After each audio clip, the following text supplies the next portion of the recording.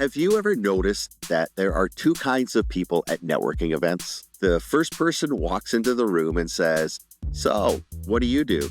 The second person walks into the room and asks, "Tell me your story." Now, those two questions sound almost identical, but they're not. One is trying to determine your value, while the other is trying to discover who you are. And here's what I've noticed. When times are good, most of us answer the first question without even thinking. I'm the CEO. I'm the operations manager. I'm a project manager. I'm in human resources. I'm the vice president. It's easy. But then life throws you a curveball. A restructuring, a merger, a layoff, a company gets acquired, artificial intelligence changes an industry, or maybe you simply decide it's time for something new. And that happens. Suddenly, that simple question becomes surprisingly difficult. So, what do you do? Because if your answer depends entirely on your job title, who are you when the title changes? Today's episode isn't really about finding a job. It's about something much bigger. It's about leadership without a business card. Welcome back to Lead Between the Lines, the podcast where every leader has a story. I'm your host, Steve Coleman.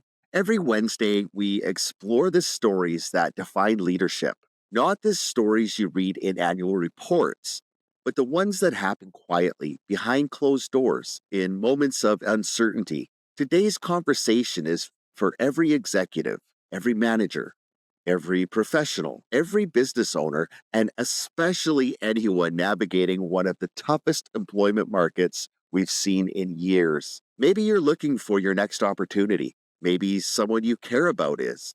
Maybe you're hiring. Maybe you're wondering what artificial intelligence is about to do to your industry. Regardless, leadership has never mattered more. Whether we like it or not, let's just acknowledge reality. The employment market today is very weird, really weird. Companies say they're desperate for talent, and talented people say they're desperate for opportunities. Both statements can somehow be true, and that's fascinating. I was speaking with a recruiter recently who said something that stopped me. He said, "The hardest part isn't finding qualified people anymore. It's finding the right qualified people."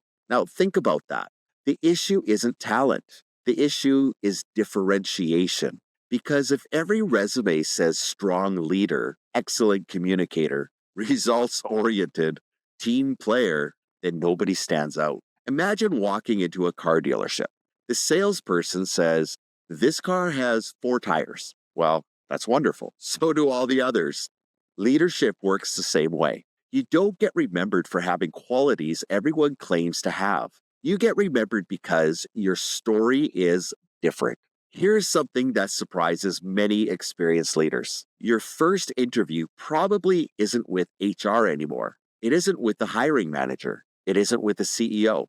Can you guess who it's with? It's with software, Applicant Tracking Systems, ATS. Imagine spending 25 years building an extraordinary career, leading people, growing businesses, managing millions of dollars, only to discover that your resume was rejected because you didn't use the exact keyword that the software was looking for. That sounds ridiculous because it is, but it's reality. Today, communication has become just as important as competence. That's why tools like JobScan have become so valuable. They don't make you a better leader. They help you communicate your leadership in a language that algorithms understand. And that's an important distinction. Technology isn't replacing leadership. It's changing how leadership gets discovered. Let's talk about LinkedIn. For years, people treated LinkedIn like a digital filing cabinet. You upload your resume, use a headshot, and then you forget about it. Well, those days are over. Today, LinkedIn is your reputation. When someone searches your name, what stories are they discovering? Are you simply listing where you've worked? Or are you demonstrating how you think? Leadership has become visible. People aren't just hiring experience anymore, they're hiring perspective. And that's why thought leadership matters. Not because everyone needs to become an influencer. Please don't misunderstand me. The world doesn't need another person filming motivational videos in a parking lot. What the world does need is more thoughtful professionals willing to share what they've learned. One lesson, one story, one observation. Consistency builds credibility. I've noticed something interesting. When people begin searching for work, they often shrink their world. They stop volunteering, they stop networking, they stop helping other people. Everything becomes me, my resume, my interviews, my future, and understandably. But ironically, that's often the worst strategy. Leadership has always been outward focused. One of the best ways to find your next opportunity is to become incredibly valuable to people who can hire you. Help someone, make an introduction, join a board, mentor a student, volunteer for a nonprofit, write an article, host a podcast, teach, coach. Not because you're trying to manipulate people, because that's who leaders are. And funny thing, people remember leaders. Can we rename networking? Because almost nobody likes it. Networking sounds like standing beside stale vegetables at a hotel conference, holding bad coffee, reading name tags. Here's my definition: networking is simply being interested before trying to become interesting. And that's it. Ask better questions, listen longer, follow up, remember birthdays, celebrate promotions, send articles, introduce people. Leadership has always been relationship management, not contact collection. And this is probably the question I hear most often. Steve, should I just start my own business? Maybe, but don't start a business because you couldn't find a job. Start one because you've identified a problem you're uniquely equipped to solve. There's a difference. Entrepreneurship is wonderful. It's also unforgiving. Nobody tells you when you're self employed, your calendar becomes your performance review, cash flow becomes your report card, and sales becomes everyone's job, including yours. Well, especially yours. Freedom is incredible. So is responsibility. Make sure you're choosing entrepreneurship, not escaping employment. One thing that separates professionals who continue growing from those who quietly become obsolete is curiosity. AI isn't replacing curious people. It's replacing repetitive tasks. Leaders who embrace learning will always have opportunities. Those who resist change eventually become stories about change. Let me say that again. Those who resist change eventually become the stories about change.